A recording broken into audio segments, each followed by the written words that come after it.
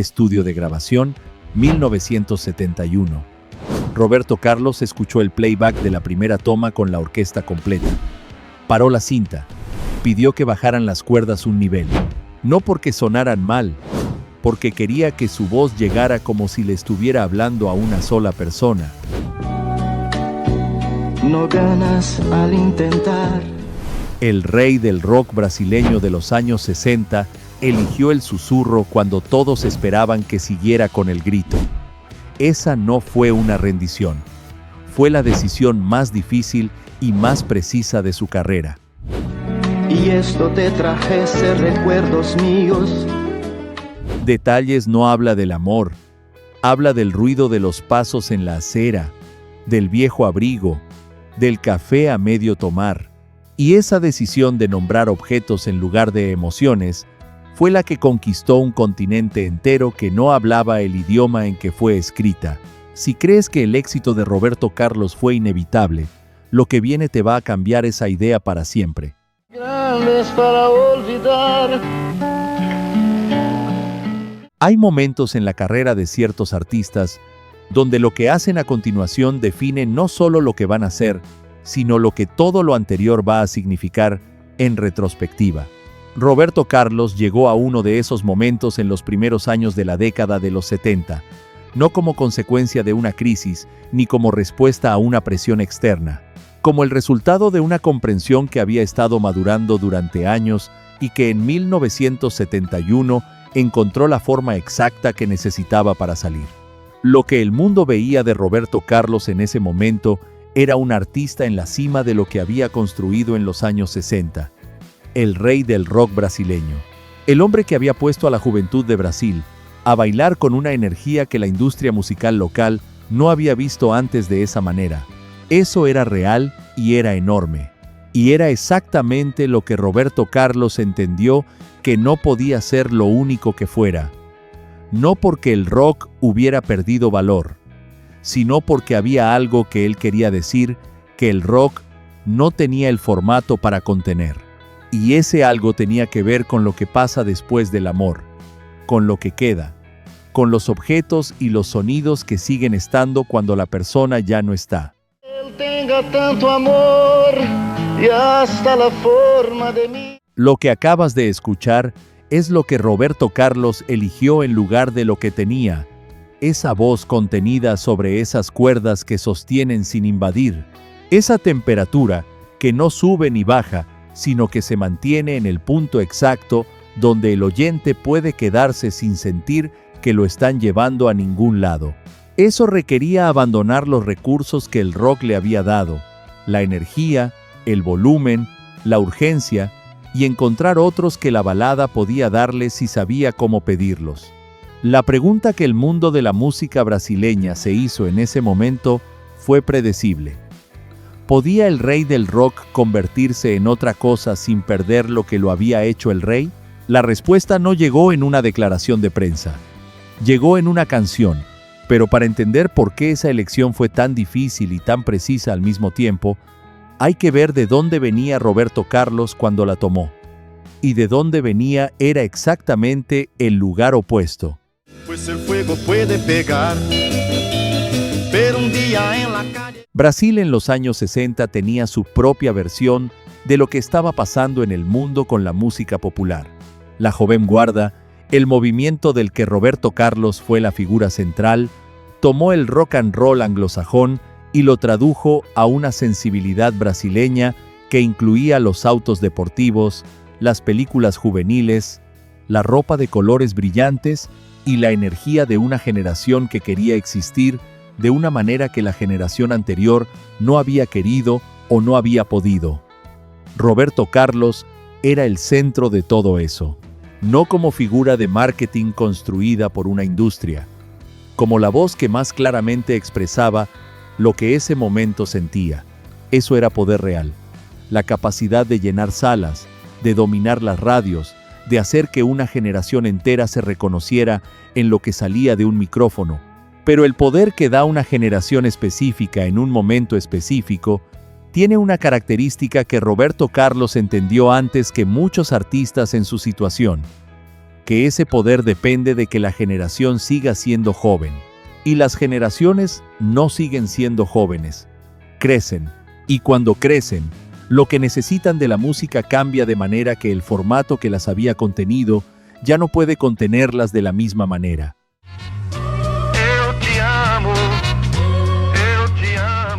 Lo que acabas de escuchar es la respuesta que Roberto Carlos encontró para esa pregunta. No la respuesta de alguien que abandona algo, la respuesta de alguien que profundiza. La diferencia es crucial. Abandonar el rock habría sido elegir otro género por cálculo comercial. Lo que Roberto hizo fue encontrar dentro de sí mismo algo que el rock no había podido expresar del todo y buscar el formato que lo dejara expresarlo. Ese formato era la balada, pero no cualquier balada. La balada que nombrara lo que el rock nunca nombraba. Los detalles pequeños y físicos donde el amor se esconde cuando ya no hay nadie para verlo.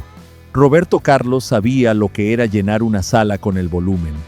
Lo que todavía no había encontrado era la manera de llenarla con el silencio. Y eso lo iba a encontrar en una conversación con Erasmo Carlos sobre lo que queda de alguien cuando ya no está.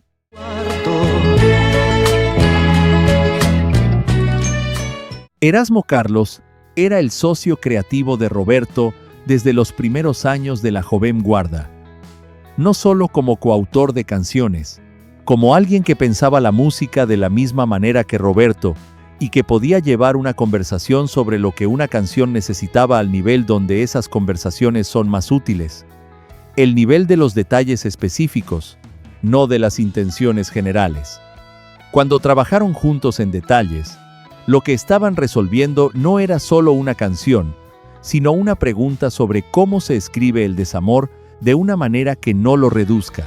La balada romántica latinoamericana de los años 70 tenía una manera establecida de hablar del amor perdido. Hablaba de la ausencia de la persona, del dolor que esa ausencia produce, de la declaración de sentimientos que ya no tienen destinatario. Eso funcionaba y sigue funcionando porque conecta con algo real, pero tiene un límite. La emoción declarada directamente pierde especificidad. Cuando dices, te extraño, ese te extraño puede pertenecer a cualquier historia de amor. Cuando dices que escuchas el ruido de sus pasos en la acera aunque ya no esté, ese detalle no puede pertenecer a otra historia. Es irrepetible. Es exactamente el recuerdo que una sola persona tiene de una sola experiencia. Amor de ese momento, desesperada. Lo que acabas de escuchar es esa decisión en acción, la especificidad de esa imagen, su concreción física, es lo que produce en el oyente algo que la emoción declarada no puede producir. El reconocimiento de su propia experiencia. Cuando alguien escucha el ruido de los pasos en la acera en esa canción, no escucha los pasos de la persona de Roberto Carlos, escucha los pasos de la persona suya. Eso es lo que la elección de nombrar objetos en lugar de emociones produce. Que cada oyente llena el objeto con su propia historia y la canción se vuelve suya de una manera que ninguna declaración emocional genérica puede lograr. Roberto Carlos y Erasmo Carlos entendieron eso en el momento de la composición. Lo que necesitaban ahora era una producción que respetara esa lógica, que no contradijera con el volumen la intimidad que la letra había construido con la precisión. Y eso iba a requerir una decisión que ningún productor le había pedido antes. La letra tenía los detalles. Faltaba la música que los hiciera llegar de la manera que Roberto había imaginado cuando los escuchó por primera vez. El olvidarme. La producción orquestal de Detalles en 1971 era ambiciosa en términos de escala, cuerdas, vientos, una arquitectura sonora que en la música popular latinoamericana de ese periodo era señal de que un artista y su sello estaban apostando en serio. Roberto Carlos era en ese momento el artista que justificaba esa apuesta. Tenía el historial de ventas, la audiencia y la autoridad artística para exigir una producción que estuviera a la altura de lo que tenía en mente. Y lo que tenía en mente requería exactamente esa orquesta, y exactamente la decisión de contenerla. Cuando Roberto paró la cinta después de escuchar la primera toma con la orquesta completa y pidió que bajaran las cuerdas un nivel, lo que estaba haciendo no era corregir un error técnico, estaba aplicando la misma lógica que la letra había aplicado a la producción. La letra no gritaba el dolor, lo nombraba en objetos pequeños. La música tampoco podía gritar, tenía que sostener. Tenía que crear el espacio donde la voz pudiera llegar como un susurro, sin que el oyente tuviera que hacer esfuerzo para escucharla. Eso es más difícil de lograr que hacer que la orquesta suene impresionante. Porque una orquesta que impresiona llama la atención sobre sí misma. Una orquesta que sostiene desaparece y deja que lo que llama la atención sea la voz. Causa obligada o algo así. ¿Alguna vez escuchaste esa canción y de repente pensaste en algo muy pequeño y muy específico de alguien que ya no estaba, sin poder explicar cómo una canción pudo saber exactamente lo que tú guardabas? La canción llegó primero en portugués. Y lo que hizo en Brasil fue lo que Roberto Carlos había calculado que haría si la producción respetaba la lógica de la letra. Pero lo que nadie en el equipo había podido calcular del todo era lo que iba a ocurrir cuando llegara a los países donde nadie entendía el portugués. Porque Detalles llegó al español, y cuando llegó al español, lo que ocurrió en Argentina, en México, en Chile, en cada país latinoamericano donde una radio la puso por primera vez, fue la misma respuesta que en Brasil. El reconocimiento inmediato de alguien que siente que esa canción está hablando de su propia historia, sin conocer al autor, sin conocer el contexto, solo con la voz y los objetos que nombraba. Detalles llegó al continente, y con ella llegó algo que Roberto Carlos no había calculado del todo, que el público que conquistó con esa canción era diferente al que había tenido antes, y que esa diferencia tenía un costo. Decir mi nombre sin querer a la persona. La audiencia que Roberto Carlos había construido en los años 60 con la joven guarda no desapareció de un día para el otro cuando Detalles llegó a las radios, pero sí se fragmentó de una manera que en ese momento no todos procesaron como el inicio de algo. Había personas que habían seguido a Roberto Carlos desde los autos deportivos y las películas juveniles y que en las baladas encontraban exactamente lo que buscaban en esa nueva etapa de sus vidas. Y había personas que sentían que el rock de los 60 era el idioma en que Roberto Carlos les había hablado de verdad y que la balada era un idioma diferente, que no era el suyo. Esa segunda parte de la audiencia no desapareció. Siguió ahí, pero dejó de ser el centro. Lo que llegó para reemplazarla fue algo diferente en composición y en permanencia. La audiencia de las baladas románticas latinoamericanas no es la audiencia de un momento, es la audiencia de toda una vida. Las personas que empezaron a escuchar Detalles en 1971 siguieron escuchándola en 1980, en 1990, en 2000.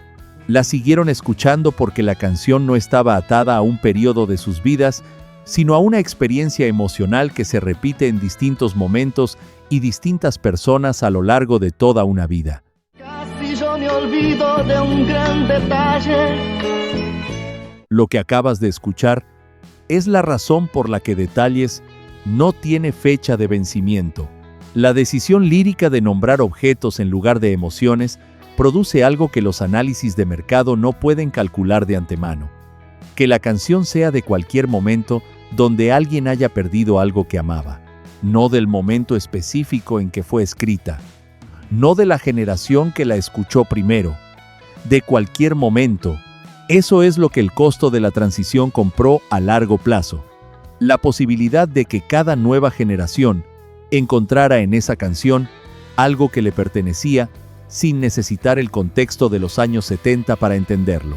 Hoy, un joven que escucha Detalles por primera vez no la escucha como un clásico de otra época, la escucha como una canción de ahora que habla de algo que él conoce Y eso es el resultado directo de la decisión de nombrar el ruido de los pasos en la acera en lugar de declarar el dolor en abstracto. Hay una imagen que se repite en todos los conciertos de Roberto Carlos desde hace décadas.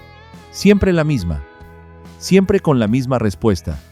Y esa imagen es la respuesta a la pregunta que este documental plantó en la primera escena.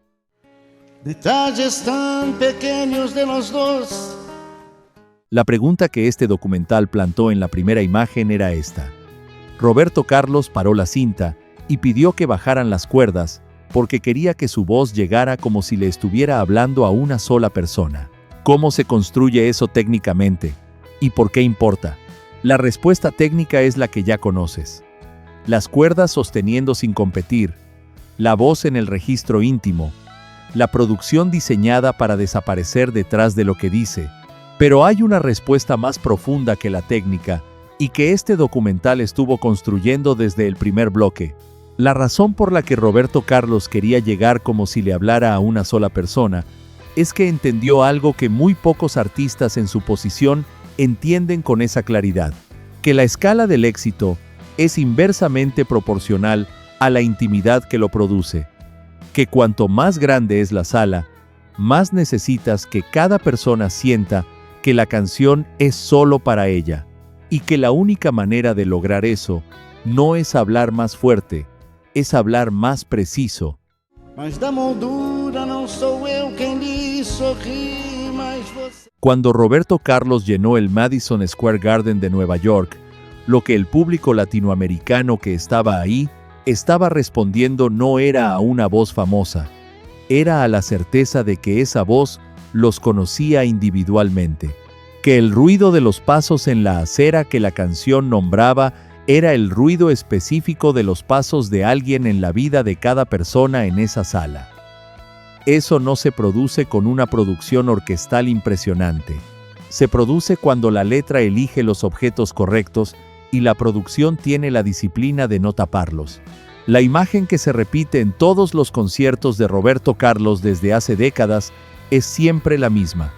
El momento en que la orquesta entra con detalles y el público no grita, llora, no por nostalgia de los años 70, por el reconocimiento de algo propio en esa canción que ninguna otra canción de la historia de la música popular latinoamericana ha producido de la misma manera, con la misma consistencia durante tanto tiempo. No. Roberto Carlos paró la cinta en 1971 y pidió que bajaran las cuerdas un nivel, porque quería que su voz llegara como si le hablara a una sola persona. Lo que no sabía todavía en ese momento era que esa decisión iba a hacer que décadas después, en un estadio de cualquier ciudad latinoamericana, cada una de las personas que estuvieran ahí sintiera exactamente eso, que Roberto Carlos le estaba hablando solo a ella. Eso no es magia, es la consecuencia exacta de una decisión de producción que aplicó a la música la misma lógica que la letra había aplicado a las palabras. Nombrar lo pequeño, contener el volumen, dejar que el silencio entre las notas haga el trabajo que el ruido no puede hacer. Las modas pasan, los objetos pequeños que alguien amó permanecen, y la voz que supo nombrarlos de esa manera, décadas después, sigue llegando como si hablara a una sola persona, aunque haya un estadio lleno escuchándola al mismo tiempo. Esta es una canción. Hay una carrera entera detrás. Seguimos